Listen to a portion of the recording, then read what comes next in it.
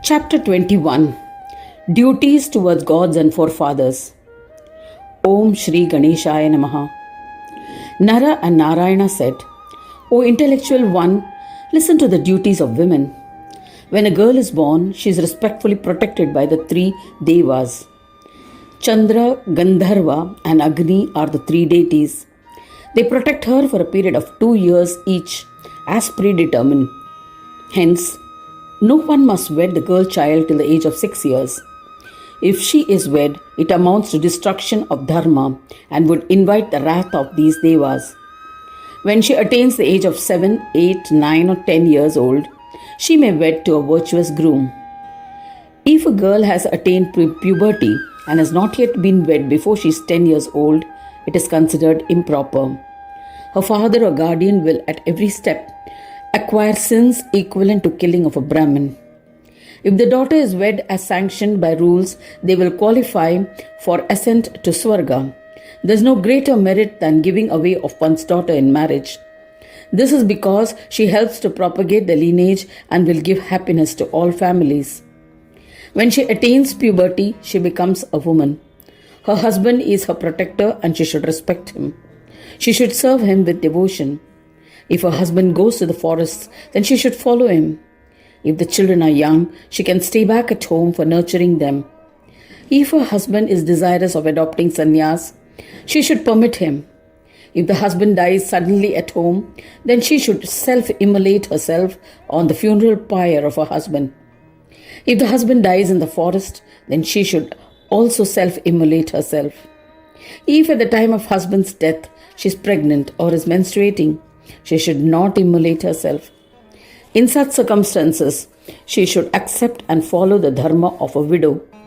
A menstruating woman becomes purified on the 4th day and can perform the duties towards her husband. On the 5th day, she is purified enough to worship a Brahmin and the Lord. A widow should eat just once a day. She should perform vratas and detach herself from worldly pleasures. She should endure physical hardships. O Mahamuni, I have explained the dharma of a widow. Listening to it will grant her good merits. Punya.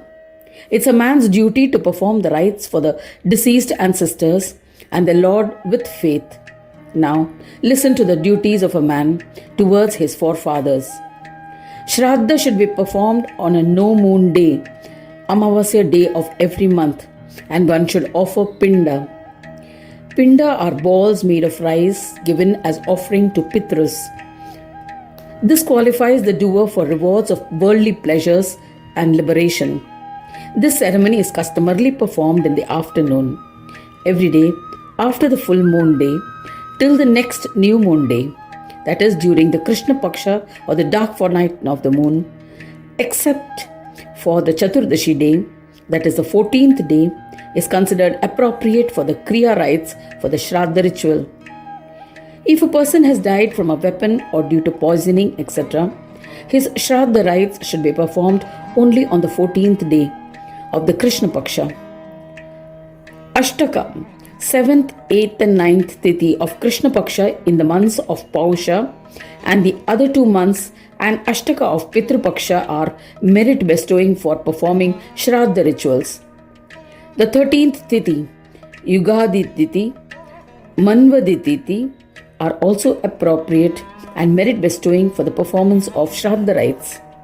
O Muni, when one has died on Vyatipata or Vaidriti Yoga, their Dashapindi Shraddha rites must be Naimittika, special funeral rites. Kamya Shraddha. While performing the formality of Shraddha, if any specific desire is kept in mind to be fulfilled, the Shraddha is known as Kamya. It can be performed during eclipse.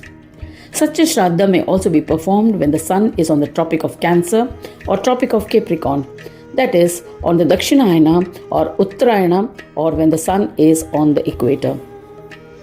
Akshay Shraddha is specifically performed on the day of birth of the deceased, or on the tithi of one's birth and on the nakshatra of one's birth to attain happiness.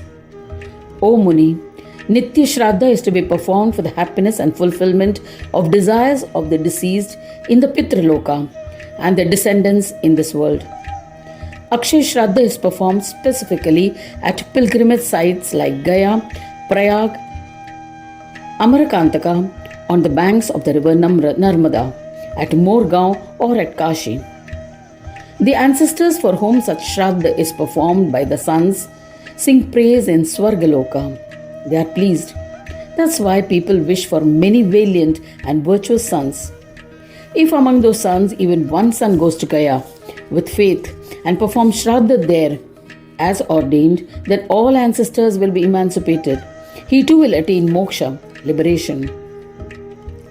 Some of the places that are specially known for the performance of Shraddha are Varaha Mountain, Gaya, Mayuresh Kshetra, Kashi, Ashtavinayak Kshetras, Gangotri, Prabhasa, Bilvaka, Neela Mountains, Kurukshetra, Setubandha, Bhrigu Mountains, Mahalaya Kedara, Falgu, Tirtha, Naimisharanya Province, etc. Performing Shraddha at these places makes a person eligible for ascent and liberation. This has been mentioned in the Shastras. O Brahmin, the accepted days for performing Shraddha are Shukla or Krishna Chaturthi, 4th day of the bright and dark side of the moon.